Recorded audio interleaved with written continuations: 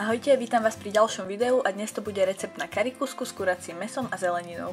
Celý recept nájdete ako vždy v popise videa.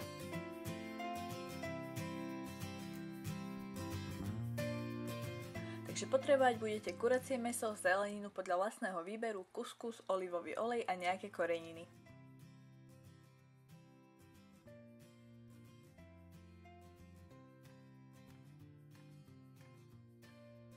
Začnem tak, že si okorením na rezančeky nakrájené kuracie mäso, ja používam soľ, korenie, červenú papriku a samozrejme curry. Mäsko nechám chvíľu postať a medzi tým si nakrájam cibulku, por, mrkvu a osmažím ich na olivovom oleji.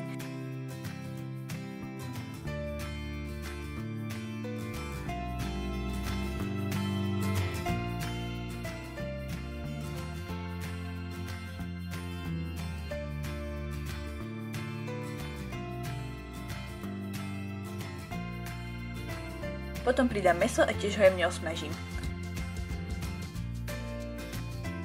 Keď sa na mäsko restuje, pripravím si kuskus a to tak, že ho zalejem horúcou vodou asi 1 cm nad jeho povrch. Kuskus do 5 minút vodu absorbuje a je pripravený na použitie. Následne so zvyšnou vodou podlajem mäso a budem ho dusiť približne 10 minút, tiež pridám zeleninu, ktorá nepotrebuje dlhé varenie na to, aby zmekla.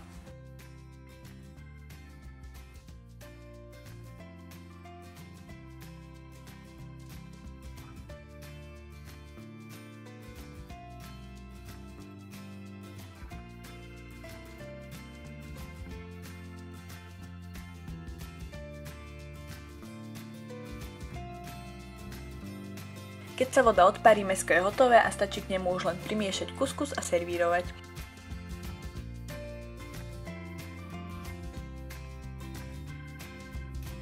Ak sa vám dnešný recept páčil, nezabudnite ho označiť lajkom alebo pridať komentár. To je na dnes odo mňa všetko a vidíme sa pri ďalšom videu.